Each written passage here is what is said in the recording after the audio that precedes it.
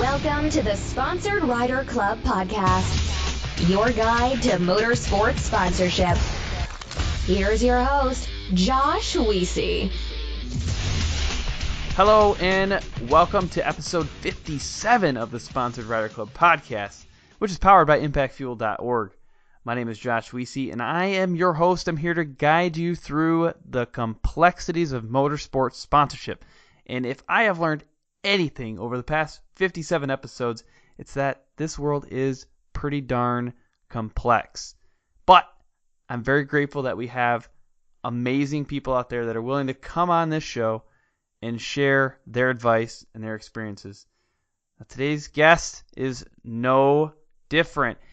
Tiffany Stone is coming on to share her experience specifically around preparing for interviews. Any type of situation where you might be interviewed, whether it be a podcast or a podium speech, whatever it is, we're going to hit it in this show. Now, you may have seen Tiffany interviewing your favorite torque drivers or your favorite Detroit Red Wings players. Either way, she is dedicated to bringing you a ton of valuable advice in this episode. Now, before we get into the show and the structure, I want to request something from you. I really would love to get your feedback. The iTunes world puts a lot of value behind ratings and reviews, and one of the things that actually happened very recently was this show ranked number 16 in the top automotive podcasts on iTunes, and one of the reasons for that is because of ratings and reviews. So I'm going to actually continue a trend that I started a couple of weeks back, and that is reading reviews from iTunes. And if you go ahead and do that, I'm going to read your review over this show in the future. So this one comes from my buddy Greg Thomas over at the Monday Microphone Podcast. And he said, Josh does a great job not only entertaining, but having a format that is informative. This is good stuff. So I love it that people are able to go on there and leave the feedback. It really helps the show grow and also helps me grow as a host. That way I know the right information to share with you. Now, no matter what podcast player you are on, I hope that you're subscribing to this show because that's a guarantee that you're not going to miss any of our upcoming guests. Next up, Jim Riley. He is a motorsports marketing expert. Actually, he's a marketing expert in general. He's coming on the show, and he's sharing a ton of value. Now, if you want to get insider access to upcoming guests, you can go ahead and check out the Sponsored Rider Club on Facebook and request to join. If you have any questions or guest recommendations, feel free to email me, podcast@impactfuel.org.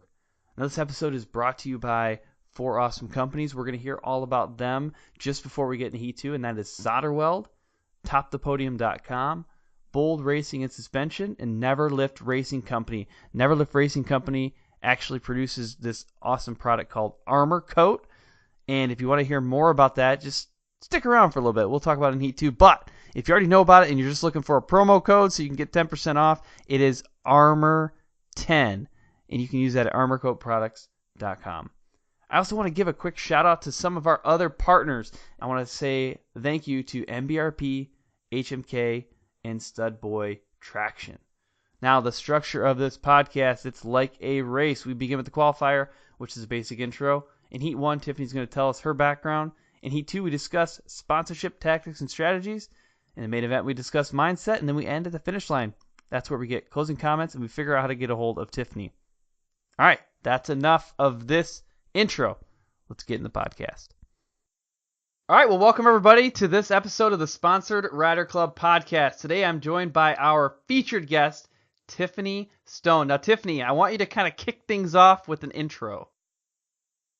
Perfect. Well, thank you guys so much for listening. I am so excited to get a little bit behind the scenes, find out what it takes to have a great podium interview, and find out what I like. I mean, that's why we're here, right? Mm-hmm. Yeah, I'm super pumped. You know, you and I, Tiffany, talked in the pre-interview a little bit about some of the things that I've tried to accomplish with this podcast, and honestly, there's some other gaps that we've never covered on the show, and part of that is like, you know, how to really prepare yourself for a podium speech or prepare yourself for a podcast or any sort of live speaking activity. There's just tons of things that we really haven't talked about yet, and that's why I wanted you to come here, because that's what you do, And I'm hoping that you can share some tips and some tactics and some strategies for everybody. Oh yeah, I'm really excited. It's kind of weird, and like I've said it before, when I'm on the other side of the interview, normally I'm asking the question, and that's usually the easiest thing. And answering the question sometimes is more difficult. And I've talked to a lot of riders and drivers, and they're like, honestly, I have to talk now. I thought I just came out here to drive. I mean, right. that's what they say. And to a lot of them, especially the new up and comers, the sportsmen, they're always, Tiffany, what are we going to do? And I even kind of prep them a little bit, give them a question or tell them what I'm going to ask. But it really comes down to just, being able to have that good interview on the podium. Mm-hmm, mm-hmm. Yeah, it's got to be incredibly stressful. Now, I'm not a racer or a rider, so I don't do podiums, and I just sit behind a microphone and, talk, and then if I mess up, I can go back through and edit it. So I don't have that same pressure. But it's super important, and I know whenever I watch people on a podium, like, I'm stressed for them. I'm sitting there like, oh, don't mess up. Like, ooh, that one's kind of rough. Or then you see people who do it really, really well, and you're like, ooh, I like that. I need to take some notes there. So, yeah, we'll definitely talk about that a ton. But before we kind of get into the meat of the podcast, I want to understand, I want the audience to understand a little bit more about your background. So that's what we're going to do in Heat 1. And I want you to kind of walk us through your story. Tell us about how you got into motorsports and, take us on a journey from then until now. Well, about 9 years ago, I really started off. Well, let me preface this. I graduated and I was in my teenage years during the time of when really the first Fast and Furious was coming out. Not the very first one, but during that, do you remember that era? Everybody was Fast and Furious. And, I'm from Detroit, so it's all about muscle cars, what Dom had, or, at the end, having that beauty of a vehicle. I mean, that's kind of where we started. So motorsports and muscle cars and nostalgia, Detroit, we're the Motor City. We're known for all of those things. So that's kind of really how it started off. I mean, if you've been here to Michigan, you kind of know about the Woodward Dream Cruise. Mm-hmm, mm-hmm. So the Woodward Dream Cruise is in August. I mean, if you want to see the Mecca, epic, amazing cars from all over the country, all over the world, all in one spot, cruising down, Woodward, which, little known fact, is number one because it was the first road in America. Oh, so, I didn't know that. How awesome is that? You didn't know that? Yeah. No. So that's why Woodward is the number one, because it was the first road in America. I mean, if cars were built in Detroit, you figure the first real, paved road was where, when they're starting to have more than one road where they're like, okay, this is M1. Yeah. So. Wow, that's pretty cool. But yeah, that's kind of how it started. And, you could go to Woodward Dream Cruise. You go to Gratiot to go racing and stuff. So that's kind of what we did. And underbody kits and lift kits and lowering kits and sound systems. That's what kind of really got me into it. Oh, that's cool. That's cool. I have a quick story I want to tell you about going back to the Fast and Furious. And it's a little bit embarrassing, but it worked out in the long run. So my wife and I, well, then she was my girlfriend. I was 16 or whatever, and I had this Jeep Cherokee, and I took her. I think this ended up being our first date. Yeah, it was our first date. I took her to see Fast and Furious. I think it was 2. And coming out of there, I thought I was just blazing it in my 4-liter inline 6 Jeep. Just had my hand up like Dom did and looking over yeah, I'm pretty cool. And yeah, she stayed with me. So I don't know if that sold it, or maybe I did something else later, but I'm pretty sure that was what sealed the deal, where she knew at that point that she needed to spend the rest of her life with me. I mean, I don't know. I honestly, I will not kid you. Last week, I just posted an Instagram video that said, I don't know what's sexier, Paul Walker or this sexy beast, Dom's car at the end. And yeah, of course, everybody's like, the car. And I'm like, there's something when you hear a type of muscle car just have that real throaty, exhaust. You know what I'm saying? That real, deep, throaty sound, and it's just so cool. And especially here, because you have those types of cars, and some people have them tucked away in their garages, and you never even know about them. That's good. So, but you never know. Fast and Furious, I feel like if you were around that time, if you were in high school or growing up, or you were in motorsports, I don't care if you're going to lie about it now. You have seen almost all of Fast and Furious. Nobody better lie about it. You've even seen Tokyo Drift. Yeah, I would say. Let's be honest. That if you missed any, it was 3, Tokyo Drift, but most likely you still watched it. But most likely, and if you've ever thought about it, and this may be a mind-blowing thing, they're not in order. Like 1 and 2 are in order, but then 3 with Tokyo Drift is technically supposed to be 5, I heard. Oh. And 4 is supposed to be 3. I don't know. I could get that all mixed up. We might have to have another podcast to talk about this. But that's what I think. I think that it's not in correct order, and Tokyo Drift is later on. That's why Paul Walker is not in it. And if you look at it now, Tokyo Drift could be later on, because technically, rest in peace, Paul Walker is not in it anymore, though. Wow, you're kind of blowing my mind with the whole Woodward thing and the Fast and Furious thing. I might have to lay down after this and think about reevaluate my life.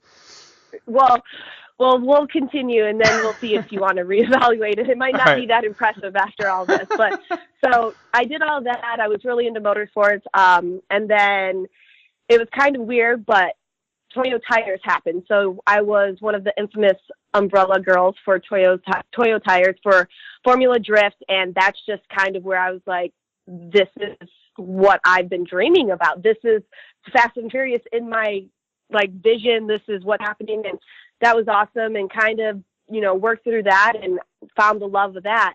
But then came back to Detroit, did a few things here. 2009, Fiat and Chrysler, they merged back together, where Fiat kind of took over Chrysler, and they needed a whole brand new bunch of spokespeople, narrators, presenters.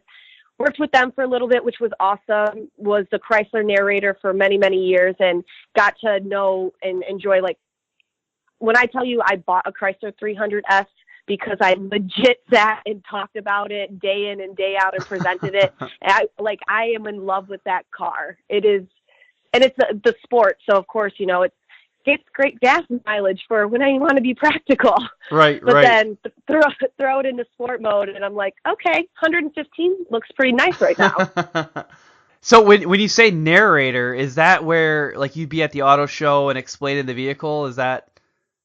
Yep. So presenter, just like that. Yep. Most of it just started out. I mean, it's ingrained in my head where it completely changes. So who I was there, because, Chrysler, the 300 was the flagship of the company. So when I started off, it would be like, hello and welcome to Chrysler, home of elegance and performance. At Chrysler, it just completely changes. And the voice, and it just got so ingrained in my head. But that's where that love came from. And then from there, I was offered the opportunity to work for Mopar Motorsports. So at Chrysler headquarters, 10th Mopar Motorsports for NHRA and, specialty events. And that's kind of where everything really solidified. I was really introduced to drag racing, understood everything, funny cars, top fuel, being able to deal with pro stock cars. And my first year, it's not a bad thing when they win championships. So, of course, you're just like, this is awesome. So I was able to do that. But the best part of the Mopar job was being able to go to Carlisle for Mopars in the Park. And when you do something like that, that's where you get to meet the Sox and Martin team. It's the first team that raced a 4-speed, which is awesome. Then you get to meet people like Don Garlitz and other people like Tom Hoover. I mean, being able to meet Tom Hoover, an iconic man who created the 426 Hemi. It's just, those are, experiences that you'll never be able to have again. And being able to see what a 426 Hemi does, what it means to people, the whole, does it got a Hemi in it? It's just such an iconic engine in the motorsports in Michigan, in Detroit. So meet the guy who created it. It's just mind blowing. Yeah, definitely. One of my friends, it was probably one of my dad's friends, lived around that area in Detroit, and they had a Dodge Dart, and her name was Dawn, but we called her Dawn Garlitz. And just like that was just her thing. No, that's awesome. And going off of what you were talking about with the Dart, so with working with Mopar Motorsports and seeing the Dart, which was the new pro stock that was coming out, and being able to go to the testing where they did all the aerodynamics and being able to see that in the wind tunnel. Now that was cool too, like at Chrysler headquarters, because most people don't ever get to go to the wind tunnel. Most people don't ever get to see the little airstream with the smoke going over everything. It's pretty cool. Yeah, definitely. I would like to see it personally, but. Yeah, no, I mean, I was blessed to be able to have so many that. And then from there, I kind of moved over to Toyota and started doing that. Toyota was in a lot of motorsports, off-road, doing everything. So I kind of worked with NASCAR with that a little bit. And then from there, I still do things with the Detroit Grand Prix. So when IndyCar comes through Belle Isle, I still interview a lot of the drivers there for Penske Racing, and then also for the Detroit Grand Prix itself. And then, of course, Torque. I mean, that's where I am right now, and I love everything about it. Short course off-road racing. If you have not seen this in person, it's crazy. Imagine, do you remember playing that video game, the red, yellow, blue, with the big trucks in the stadiums? It was old arcade games that you would have had in what is it called? I vaguely remember this. Yeah, it's red, white, blue. Yeah. And then they even have the Baja ones. I mean, the Baja one is completely different, but the stadium truck game, like imagine that happening in real life, but you have these trucks that are 900 plus horsepower going around and, just roofs coming from everywhere and blue groove and sliding and cushion. I mean, it's awesome. It's something, and to me right now, that's my baby. That's everything. I'm so sad that it's not race season right now, but it's, I don't know if you can tell, but I'm like so sentimental and so in love with that just because it's a great family. I love all the drivers, the racers, I'm friends with a lot of the wives, the girlfriends, but what's so cool is it's just something different. It's not the same. And, asphalt, the track stays the same. The weather, unless the weather conditions are different, the track is the same. You could do that. With off-road racing and short course racing, that track changes turn to turn, lap to lap, because what happened if you're in the front of the pack, but something happened behind you, that next lap, that same turn is not going to be the same. The groove's going to be different. The roost could be somewhere else, so it's kind of cool. Yeah, definitely. I personally got to witness my first desert race this year. Got to pit for Bold Racing in the Vegas to Reno race, and that was just way different from anything I've ever experienced before. It's so cool. Like, it's so strategic and all about endurance and just like surviving, and it was really cool. So I kind of fell in love with the whole desert racing thing, but I have not seen a short course race yet. Well, I know we are the best one, if you do want to come check one out, ERX is always a great one because it's a brand new park that we have, a brand new track that we go to, but Crandon, of course, it's the most iconic one. Yeah. So if you do that, I would suggest coming out Labor Day weekend, the last, in September. Red Bull comes out this past year. We did a East versus West where some of the Pro 2s and Pro 4 guys came out to race for the Cup, and it's pretty cool. It's kind of different but unique. Oh, well, is there anything else that you want to share, or does that kind of encompass what you've been doing recently?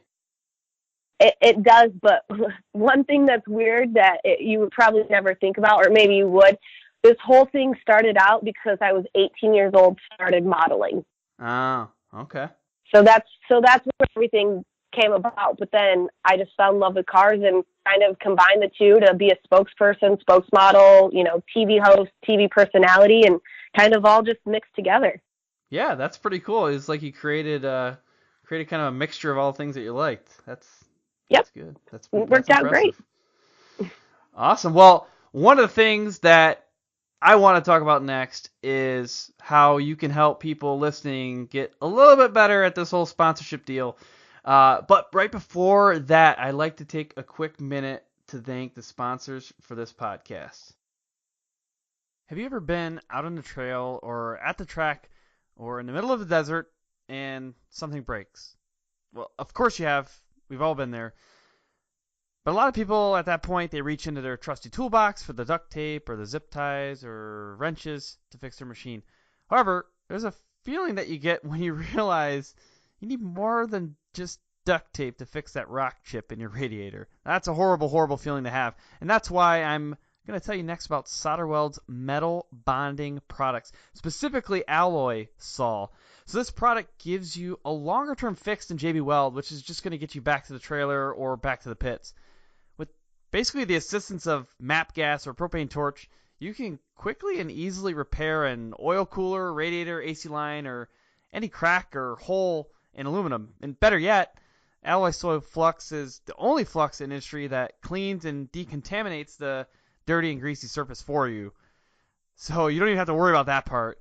The alloy sol rods are actually capable of a 30,000 psi fix, and they're stronger than even the parent metal, and they're built to last the lifetime of the part.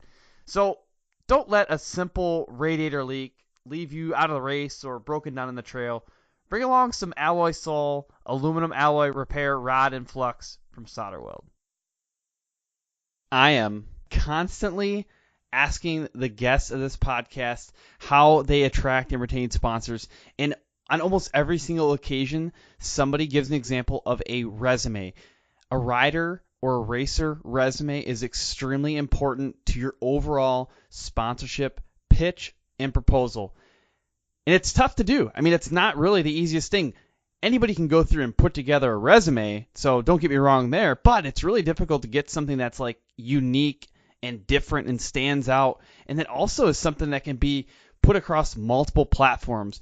Well, that's one of the things that I want to talk to you about next, is how topthepodium.com can actually help you build a race or rider resume that can be used on multiple platforms. I'm talking like website, PDF, something you can print off that's interactive, that looks fantastic. It looks absolutely professional. Well, that's because it's made by a professional. This is the type of thing that's going to set you apart from the crowd, and that's going to position you for a strong sponsorship proposal. So what I want you to do next is go to topthepodium.com, and if you have a question, there's a little chat icon that pops up on the side of the screen when you go to topthepodium.com, and you can go ahead and type your question right there. Jeff Vanestal, he is the owner of Top the Podium. He's going to be able to respond to you directly. So check it out. I hear it constantly from racers that a good suspension setup is absolutely critical for performance. And that's why I'm going to talk to you next about bold racing and suspension.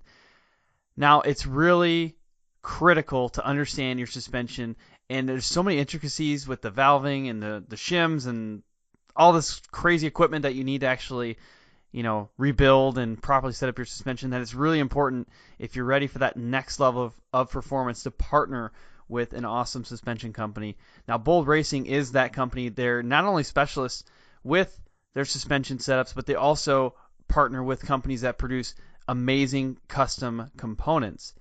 And on top of that, they're a family race team. They actually race themselves, so they really understand the type of beating that your vehicle and your shocks can take. So what I want you to do is give them a call and just chat with them. Talk to them about suspension. Their number is 702-506-5354.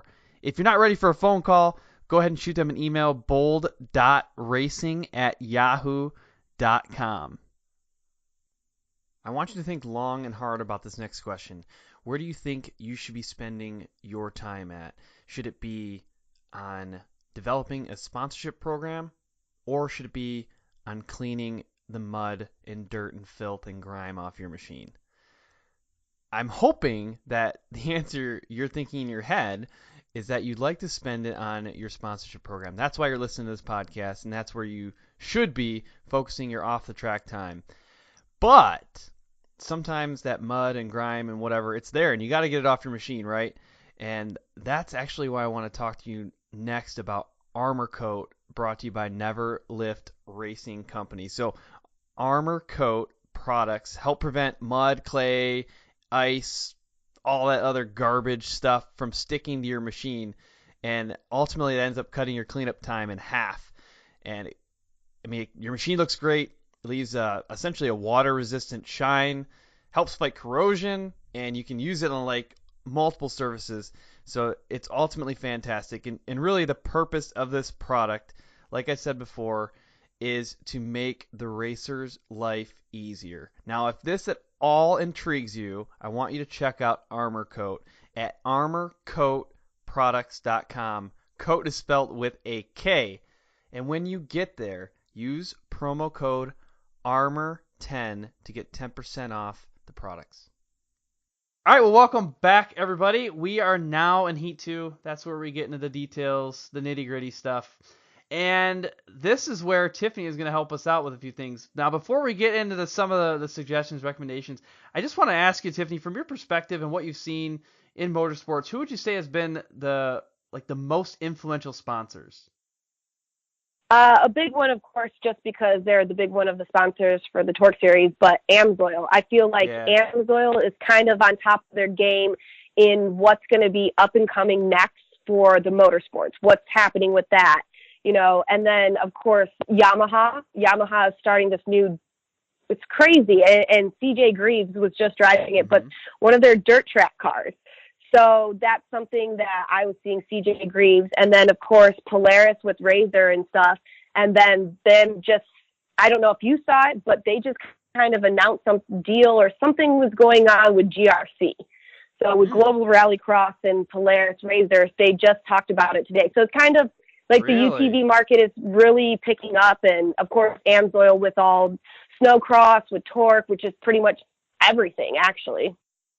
Yeah, we've not talked about AMSOIL on this show before, but they do a pretty good job. I know I buy their oil, and I don't even exactly know why. I mean, I think I tell myself it's because, you know, they say that's really great, you know, synthetic oil and it lasts forever and blah blah blah. But probably just because all the cool people use it. And, you know, that's why I want to use it.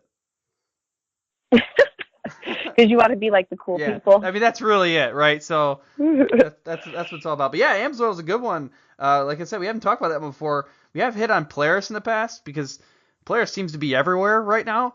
And now that if they're going to be working with, you know, Global Rallycross, like that's just another whole avenue for them to go down. So it's good stuff.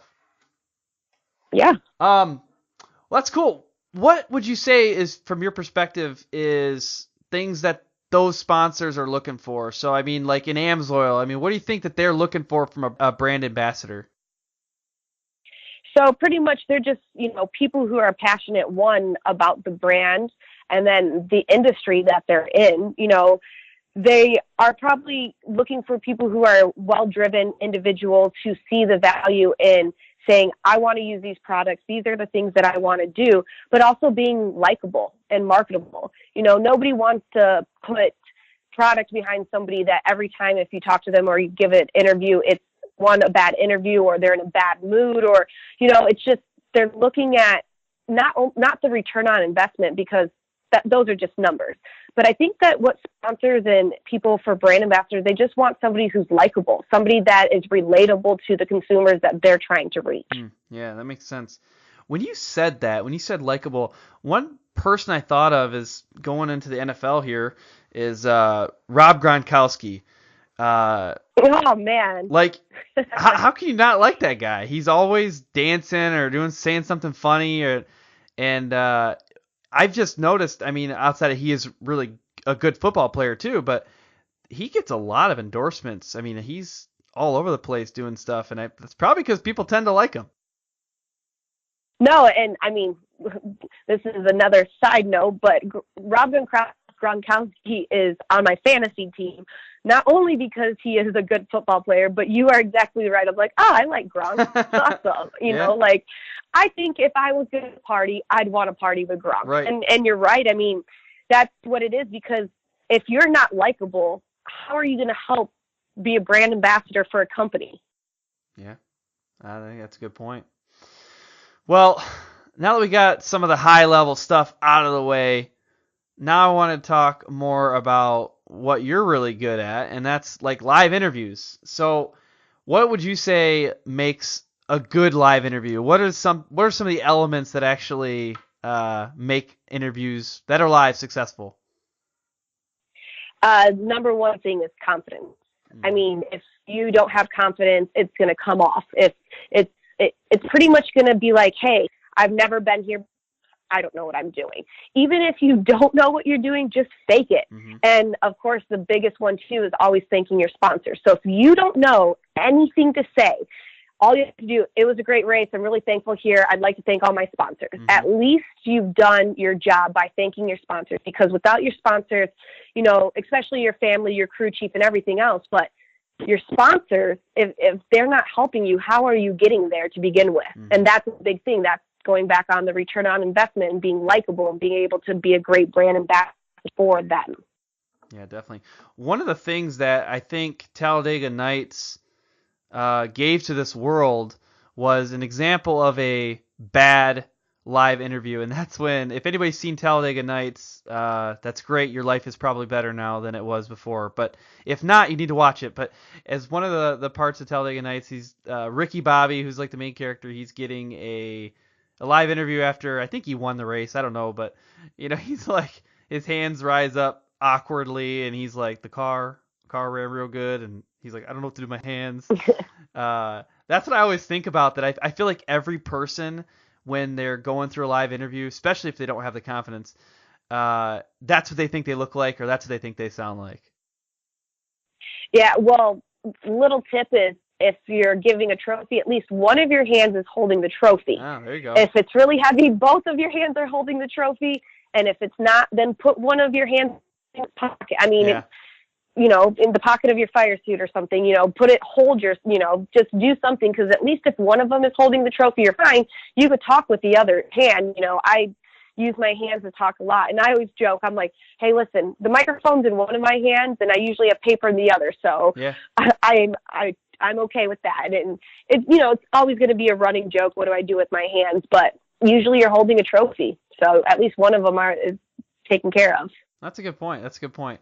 So I think it was in the pre-interview, we talked a little bit about this, and I'm just curious about how it actually happens, you know, either on the podium or while you're doing a live interview. How do they know what questions you're going to ask? Do you ever prep them for those questions, or is it always just on the fly?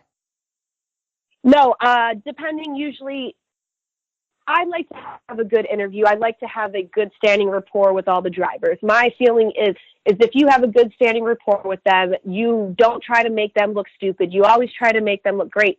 They're in return going to give you a good interview, which makes you look like a good interviewer. So I always just try to say, hey, you know, I take notes. I watch every single race. I'll take notes. This is what happened. Where were you before the comp yellow, you know, in the torque race or whatnot. And a good thing is that I will do that. You know, I'll be like, hey, I'd like to talk about what you did in lap 2 right here. We're going to touch on that. And I'll give them a bullet point, and pretty much I'll just lead them into that. And, you know, I'll also say, hey, at the end, we're going to do one question. Make sure you wrap it up with your sponsors. And that's more for a lot of the sportsmen, because sometimes some of them haven't been there. You know, there's a lot of people who podium every single race, so they're kind of used to it. And a lot of the pros, you know, it's ingrained in their brain what to say, pretty much. Yeah, I think that's a good point. I know, you know, if you watch an interview from like Ryan Dungey, he's got it figured out.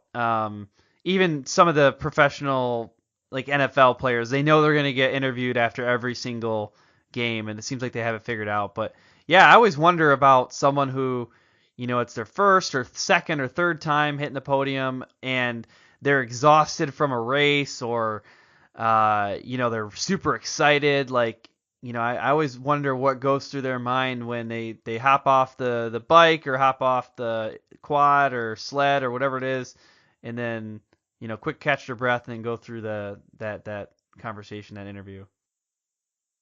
Yeah, see, what I do with the Torque Series is a little bit different, because, you know, we were talking with Kate Osborne. So Kate does all of the climb out. So she gets them right away. So what Kate may do is a little bit different. Oh, yeah. By the time they get to the podium where I'm at, this is for the pros. They are, you know, they've already had a second. They've already said what they wanted to. If they were heated, they kind of already cooled down. So it's a little bit more cheery always at the podium. Now with the sportsman guys, I do the climb out, I do all that. So I give them a little bit, I tell them, the bullet points again, but I will never be like, this is what I'm going to ask you. Because I still want it to be a little bit live, and I still want it to be a little bit off the cusp. But, not every interviewer is going to be like, hey, these are the questions. And sometimes I don't have time to prep them. So the big thing is just always listen to what the question is, because you never know if it's going to be what you have in your head. Because if you have something different, it's not going to make sense to the question that was asked. Mm-hmm. That is a good point. I'm going to get a little selfish here for a minute, because with these podcasts that I do, I give people an outline. So if you're listening, if you've listened to multiple episodes, you probably see a trend in some of the questions that I ask. But one of the things that I worry about is that it becomes too robotic or too structured, and the people will end up doing just that, where maybe I change it and then they don't change their answer. Mm-hmm. Or maybe, they change their answer and, I don't change my question, whatever it is. Sometimes I worry about that. And I think from the same standpoint, I'm curious if people, if they practice their speech too much, that they don't pay attention to the question, and then they just say their elevator speech, or they just say their 30-second canned response. Yes. So I'm not going to say specifically which driver or what series or what year, but I have been around a driver in many of the different series that I have been in, and they accidentally thanked a wrong sponsor that it wasn't them, because they weren't driving in that specific series. Oh. And so you could tell that it was something that was just rehearsed. But it's so weird, because from you and I, we always ask those questions. So I kind of try to pride myself on not always asking the same type of question. Or if I do, change the verbiage or change the way I lead into it.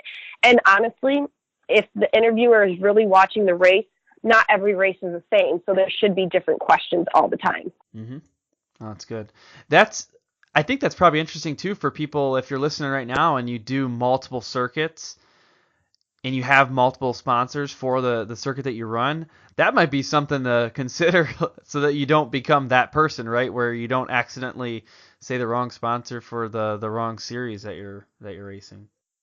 Yeah, this was a few years ago, but I had not a mistake like that. And it was, they're like, oh man, sorry. And it was just like, oh, okay. Well, are you really listening to the question? Yeah. So. I'm actually surprised that doesn't happen more often, especially with some of these people who run multiple circuits. This is the extreme case, but Travis Pastrana races everything. I don't know how he could keep all that stuff straight anyway. So I'm actually surprised that issue doesn't come up more often. Yeah, that's true. I mean, if you think about it, the bigger ones, the bigger names that have multiple sponsor deals and, multiple avenues that they're racing in. Yeah. Well, one of the things that, we talked a little bit about too in the pre-interview was kind of like podcast prep. And, you and I were talking about this where it's becoming a little bit more common with shows like this one, or, Jim Beaver's Project Action, or Down and Dirty Radio Show, or, Dirty Dooner Show. There's a bunch of podcasts and motorsports radio and things like that, racers are on all the time. And I'm curious if you have advice for how people should prepare for those types of conversations. Most of the time they're not live. And you can make mistakes with podcasts and do editing, but I don't even know. Do you have any examples or suggestions for how people should prepare for radio conversations or podcast conversations? I mean, the same thing, we were just, talking, the outline that you gave me, I made bullet points, everything's done in black, so I changed my answers to be in red, and just kind of preparing yourself. And a big thing too, that I think that people forget about, and this is live, this is recorded, this is just people speak really, really fast when they're nervous because they just want the interview to be over. They're just like, okay, I just want everything to be done. I'm just going to But when you sit and have a conversation, just pretend that we're friends chatting over coffee or something. And then that's just going to relax you. And a big thing too is, put yourself in a calming environment. If you want to sit in silence, or if you want to, I made a fire tonight because it's cold in Michigan. So it's just prepare yourself, be calm, and, understand that whatever you say, even though, yes, it can be recorded later on, that this is all how people are viewing you and how you want to be branded and how you want to build your brand. And moments like this is how you get your message across. So those are things that you have to really look at and pay attention and understand that, yes, these things are, recorded. However, every soundbite that's out there, it's still out there. So you just have to really be careful on how you want to brand yourself. Yeah, that's a really good point. There's a couple of things I want to pull out of that. One is around that soundbite thing. Like, yeah, you can say it and knowing that it could be edited out, but it might not be. It might not be edited out. Exactly. Yeah. As a prime example, our president later on, our president of the United States, now I guess he's saying he did not say that, but either way, that's a soundbite he didn't think that was going to be put out there ever. And just because you say something today doesn't mean that 8, 9, 10 years down the road, when things are going really, really good for you, that there are not going to be people out there that want to make a quick buck on something and be like, oh, well, I have this soundbite of so-and-so saying this, and this about that person, Mm-hmm. Yeah. That's a really, really good point. Definitely something we have not talked about on here before. The other thing that I kind of wanted to talk about with this topic was going back to the scripting thing. On this show, I provide people with an outline and they have an opportunity to take notes. And if I sense somebody, which is pretty rare, I don't know if anybody in the audience would ever pick up on this, but there has been some times where, the person is reading off of their script and I try to just relax them again. So I think that's one of the things that's a really good point, to try to relax as much as possible. Imagine it as a conversation. Because if it's too scripted, it doesn't feel good. It doesn't feel right. It doesn't feel genuine. Although I think practice is helpful. But if it's too scripted, then I think the audience kind of loses that personal connection. You do it. And the thing is even during a live interview or a podcast interview, radio interview, TV interview, any interview, if you make a mistake or you say something wrong, it's okay, because people don't know what you were supposed to say or what you were gonna say. Just keep on going with it. And if you make a mistake, we're all humans, and that's what makes you likable. Is they're like, oh man, she actually made a mistake. Mm-hmm. One time I cried on the podium. This was in Crandon this past year, and over Labor Day weekend, one of the sportsman drivers, he was a bigger guy, about 6'2". It was part of the Tom and Tom show. And it was really, really crazy. And he was racing out there for a lady that had cancer. So he was like, hey, I'm racing for her. You're the strongest one that I know. And it was really hard, and it touched home because my father-in-law passed away from cancer in August of this year. So it was a quick, 8 months of when it was diagnosed to when it happened. And it actually happened in between the sportsman race and the pro races at Redbud this year. So, it goes to show you that even if you have to do that, like, I still had to do my job. I still had to, because what happened in my personal life, and I've learned this, and it's sad and it's really hard to say it, but the show must go on. And I learned that a long, long time ago when a friend of mine passed away, and one of the owners of a restaurant, or of a bar was like, well, the show must go on. And in a weird, messed up way, it's kind of true, because somebody coming to Redbud that day, it could have been their first race at a torque race. It could have been their birthday, their anniversary. I know people who throw divorce parties now, so they could have went to the track party, but the difference is it didn't matter what was going into my day, because I am a face, a brand of the Torque Series where people go for enjoyment. So you have to remember that no matter what happens in your day, people look at you for enjoyment. They still look at you to be happy. That's why we were just talking about Gronk. It's like, I don't even know what Gronk does, but I like him because when you see him, he makes you happy. Yeah. Same thing, you like musical artists because their music makes you happy. You like this driver because they make you happy. You like watching Ken Block's video of his unicorn over and over and over and over again because it makes you happy. Yeah, that's a really good point. and around the point you're making around just being natural and thinking about, or I guess better way of putting it is not thinking about what you're gonna say and just going with what you actually did say, because that is a very, very good point that everybody else doesn't know what you're gonna say. So if you mess up, you don't even need to point it out, right? You don't need to say, "Oh, I just messed it up." You're like, "Well, I didn't know that you messed it up. It seemed like that was just what you were gonna say." Exactly. So I think that's good. That's good advice. I mean, unless you're CJ Greaves and then you actually called me out, because one day I was like, "So how's your P3 doing, or your Pro 3 doing?" He's like, "I drive a Pro 3 now, Tiffany." I was like, "CJ, you drive everything. I don't know. There could be a Pro 3 out there." But because he's Pro 2 and Pro 4, and he got rid of Pro 2. Now he's in UTV stop. It's just CJ's everywhere. So it was just so funny. He's like, "I'm in a Pro 3," and I was like, "I don't know, CJ. I don't know."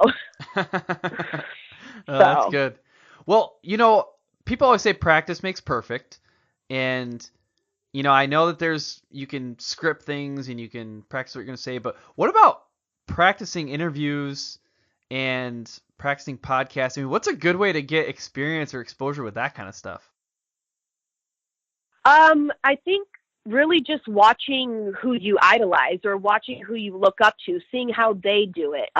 Obviously don't copy them. Nobody, just have your own style, your own vibe, but more of seeing what they do, see how they present themselves, see how they answer questions in interview.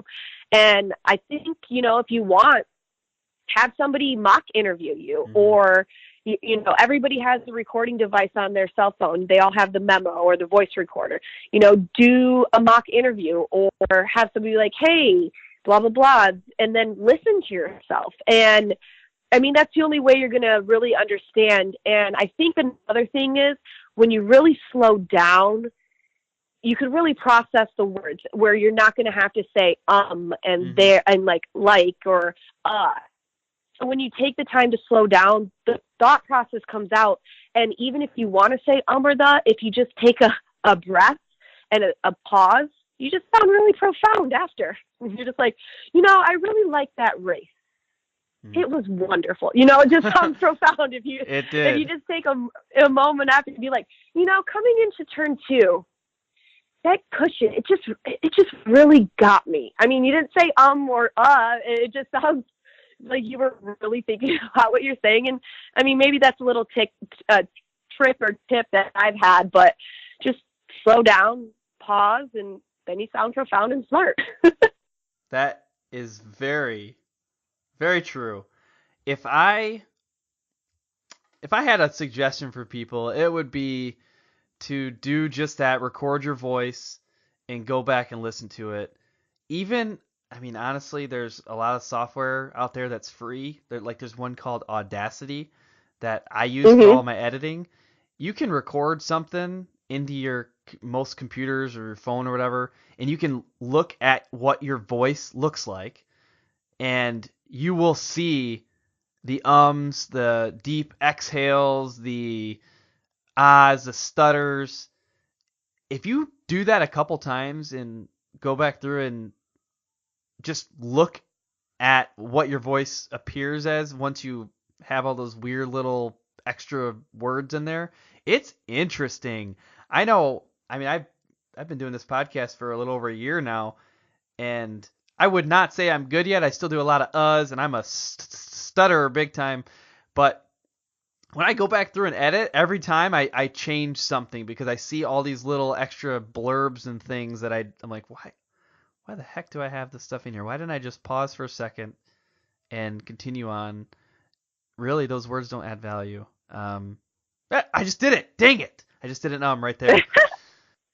Well, the thing is you're understanding what your crutch words are, and what people will start to see too. And my producer told me this, even this last season for Torque, people have crutch words that when they're not thinking or computing or anything like that they go to. I mean, I have crutch words. Everybody has crutch words. So once you start listening to it, you'll understand what your crutch words are, and then you'll kind of get away from it because you're like, man, I sound really annoying. Like, who wants to listen to me now? But that's exactly what you do. You just listen to it or have somebody listen to you, or, there's media everywhere. Go back and watch the YouTube video from your interview and be like, wow, and be your biggest critique, because you're selling yourself. You're branding yourself. If you can't sell yourself, nobody else can sell yourself. Do you know what your crutch words are, or are you willing to share those? There's a few of them. So, of course, it's the typical one. And if some friends listen to this later, they're going to laugh at it. But in Crandon, there's a group of friends. They're friends with Keegan Kincaid, one of our Pro 4 drivers. And Crandon gets a little wild. Well, I guess they were out there drinking, having adult beverages. And every time I would say, so how do you feel? They would all toast and take a drink and they go, yeah. And so it was so funny. I'm like, so how do you feel? Because it was the wrap up of the season. Everybody was winning championships. People were winning, World Cups and stuff like that, world championships. So that is a thing. How do you feel? How do you feel about this? But then it just turned to a big thing.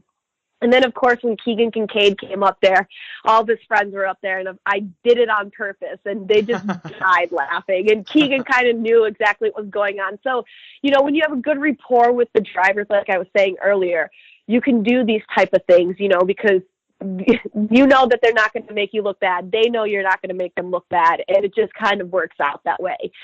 So that was one of them. I don't even know now, but yeah, so that was one of them. And I'd always start out, so congratulations. Like every time somebody came to the podium, it was congratulations. So I kind of, wow, that was a great race, something different. But those were the two from last season. I know that for sure. I am a little hesitant to share some of my crutch words because I think people, especially at least for the rest of this interview, they're going to listen for them. Now I'm trying not to do it. There's a couple that I do. I say certainly. I like certainly. A lot. It's just, I don't even know why or where it came from, but I say certainly. And I do the so's, I do the I do the right. Certainly.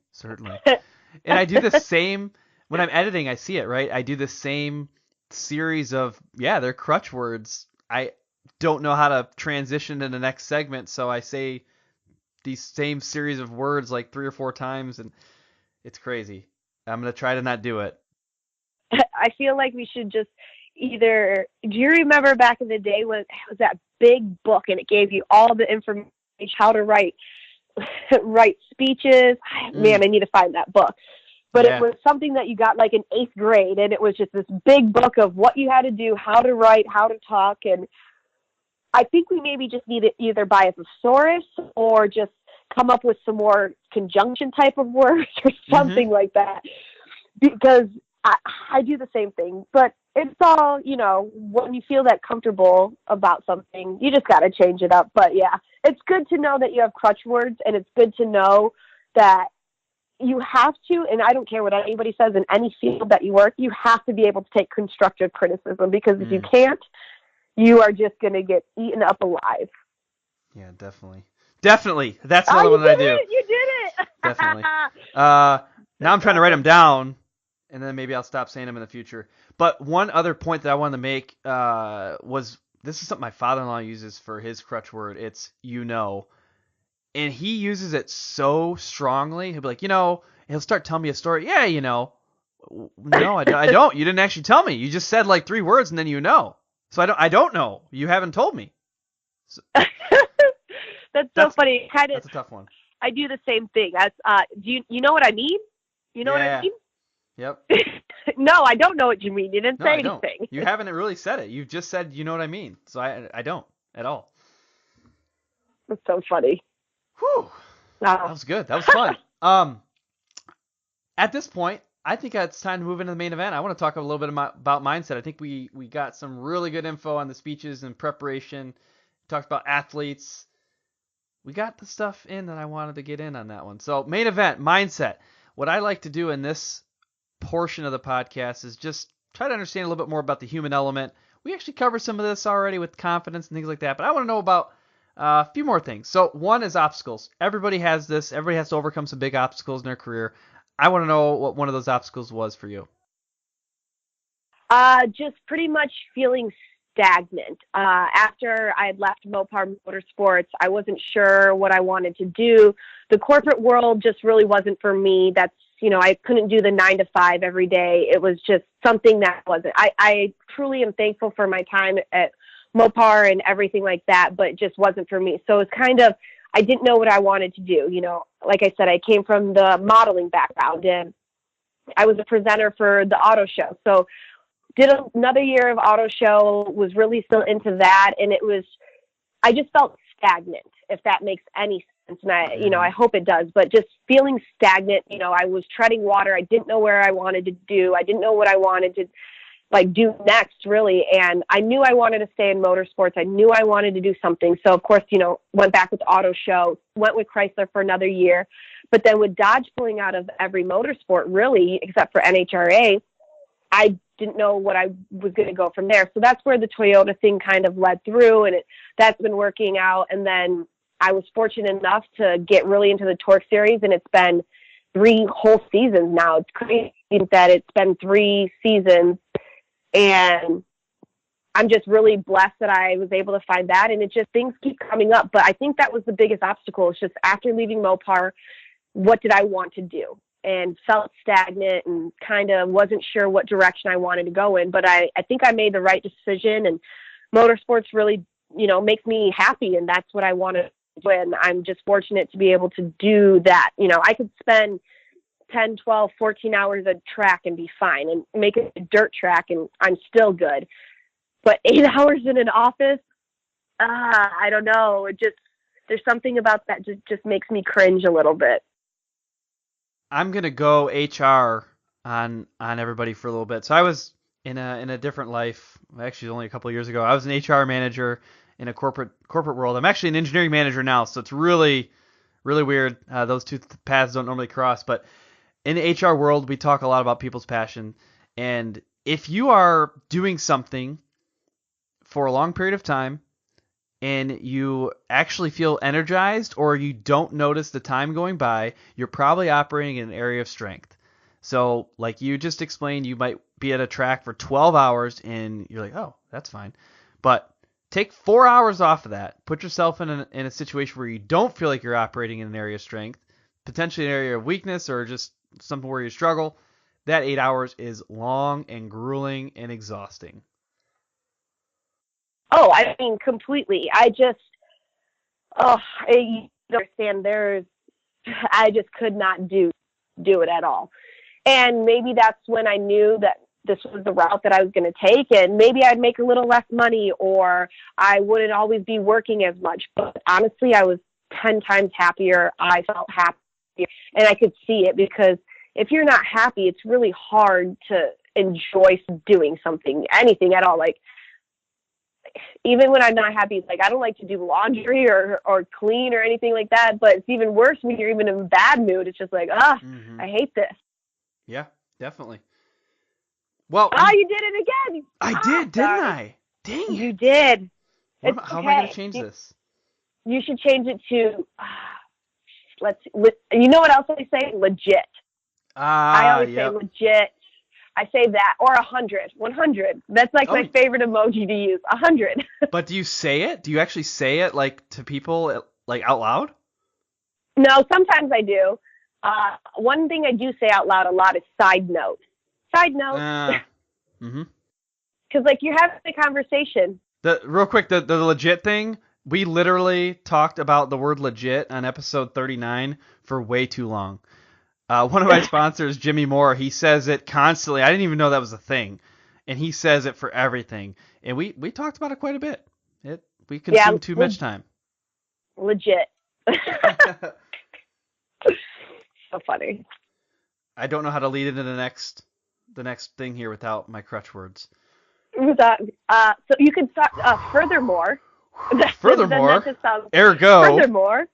I've always wanted to use ergo, but it just doesn't fit in like any situation. But I think it's similar to therefore, or consequently is ergo. Either way, let's move in to the next stage of this question, and that is around direction. So you already talked a little bit about this when you were discussing your obstacle, and that was, yeah, I'm not too sure what the next direction is. So now I want to take it from this point forward. What would you say is next for you in motorsports, and how do you know that that is the right next thing? Pretty much with the motorsports, just really pushing with torque right now, doing a little, some more off-road things. So I've been talking to a few people, their sponsors in the torque series, and we've been just discussing some things that I kind of want to do more on the outside. There's talks about possibly going to Parker 425 this year, Mint 400, doing a lot of the best in the desert, just not as a driver, rider, or anything like that, but just going out more spokesperson for them. And then kind of, I have some ideas in my mind and what I really want to do. So hopefully those things come up. 2018 is going to be a big year, and I wish I could give out so much more, but just like everything else, it's all like finalizing and doing. But I know spending more time out there, spending more time on the UTV side, doing a lot of that, trying to go to King of the Hammers this year, just kind of getting in as much off-road as I can, which is cool. And, Jim Beaver and I have been talking about a few things, so hopefully him and I can work some things together. Vision Wheel, Rugged Radios, we've been talking about a few things as well. So hopefully everything can come together, and if it does, I think it will be amazing. And you never know. What if I become a new Sportsman UTV driver? Oh, okay. Oh, I'm just kidding. Do you know what? I would love to. I'm not afraid. Like I said, I'm not afraid, but I've driven on off-road, obviously. Like, I've taken some of our side-by-sides on some of the tracks for the torque races.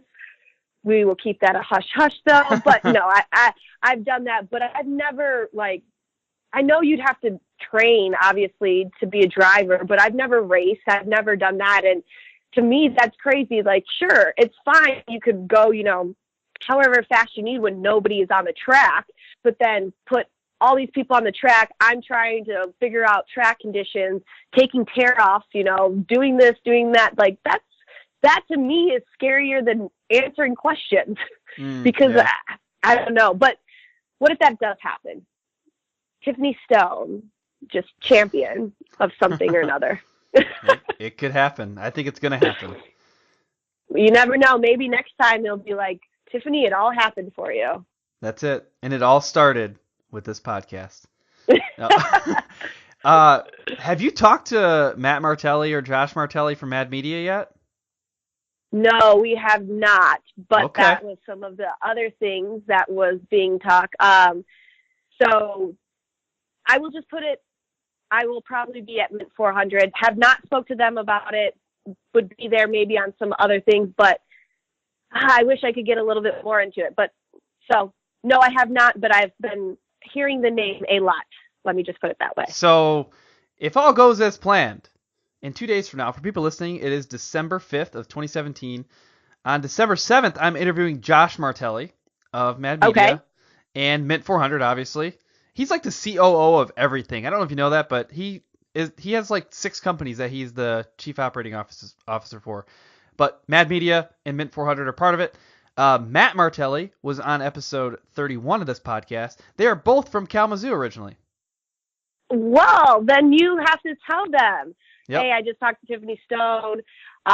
Pretty much it was, I'll give you, me and you can talk about it a little bit. Just me and you over here. No, but no, there was somebody that was going to introduce me to them. So I'm looking forward to that. So hopefully it all works out. Perfect. And they are from Kalamazoo.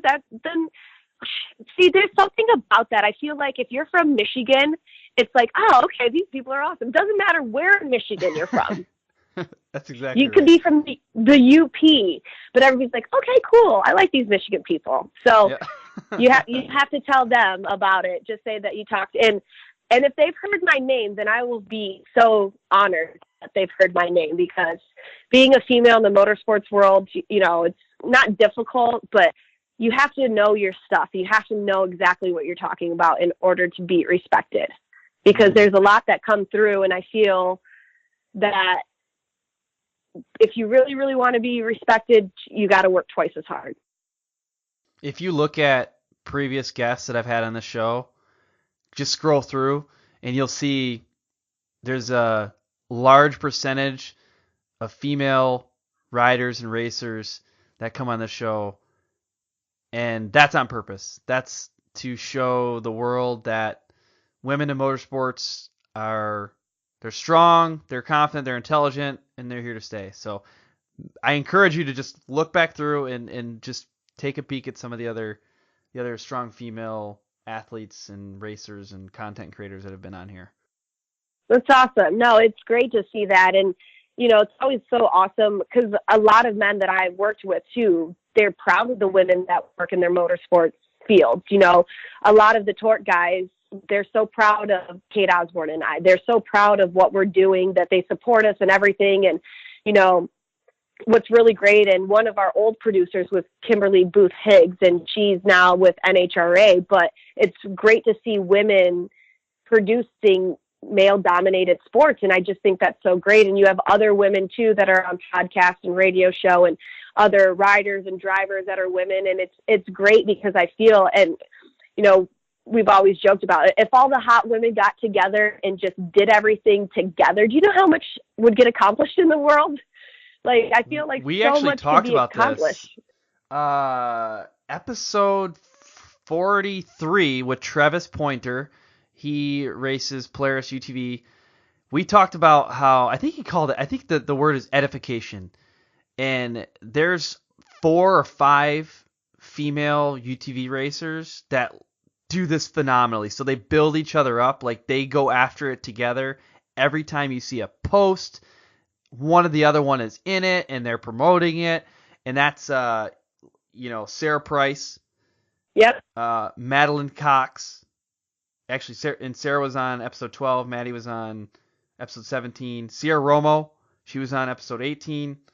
Erica Sachs was on episode 35. Shelby Anderson was on episode 20. You rarely see a picture or a press release or something with one and not another one in there. They're always building each other up, and they're making a huge name. Half of them are now, I think, factory riders for Polaris. So it's pretty significant if people can kind of team up and support and promote each other. No, and I agree with you. I mean, especially like with Kate Osborne and I, it's very hard that you have 2 women doing the same thing. And, I joke and I have these things, and Jim Beaver and I've joked about it too, but the T-Stone rules to follow by, to live by. I'm sorry, the T-Stone rules to live by. Yeah. And they're just like jokes or like rules that I make up. And one of them was, everybody, or T-Stone rule, everybody needs a blonde partner to take over the motorsports with, world with. And like, that's just with Kate Osborne and I. And it's just so cool because you always have somebody in your corner at the track. You always have somebody that kind of gets what you're going through, understands it. And that's cool. Like I have that with Kate, and her and I both support each other. And one of the things that I want to get started for 2018, she's always like, if you need help, just let me know. This is what we're doing.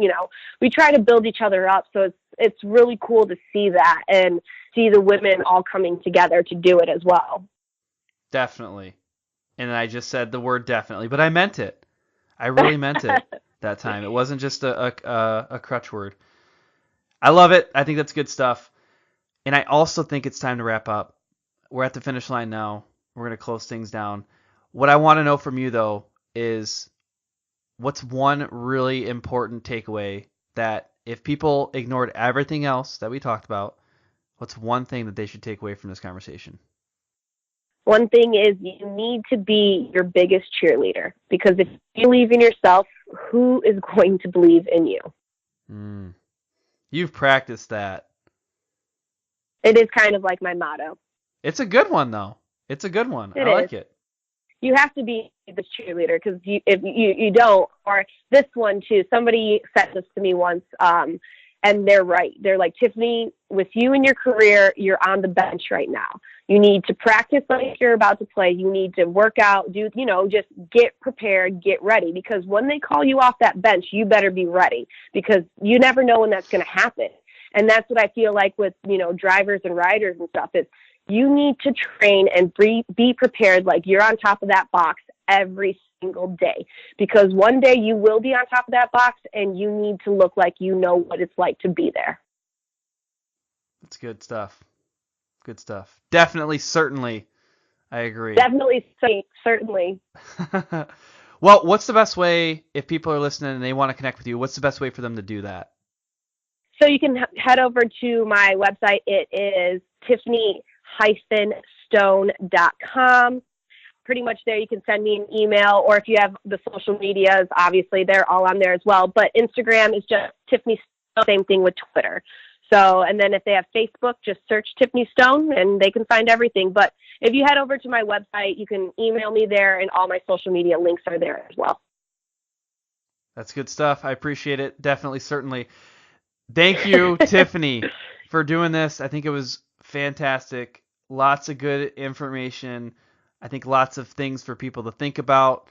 And overall, I hope that after people listen to this, they can, better prepare for live interviews, recorded interviews, whatever it is, and feel more confident in the process. So at this point, though, I'm going to leave you with this. Have fun and ride safe. Thank you very much for listening to this episode of the Sponsored Rider Club podcast. Make sure that you subscribe. I don't want you to miss upcoming guests, specifically our next one, Jim Riley. He is an absolute marketing mastermind. And beyond that, I want you to kind of stay tuned for a project I'm working on aimed at parents and youth racers, trying to pull out, some of the tips and tricks for running a youth racing program. If you would be so kind as to head over to iTunes and leave a rating and review, I will be reading that review on this show in the future. Special thanks goes out to our sponsors, Neverlift Racing Company, specifically the Armor Coat product, SolderWeld, Bold Racing and Suspension, and TopThePodium.com. Make sure that you are following us on social media as well. You can find the Sponsored Rider Club podcast on Facebook, Instagram, and Twitter. The handle on Twitter is SRC Podcast. I look forward to serving you again next week. Until then, have fun and ride safe.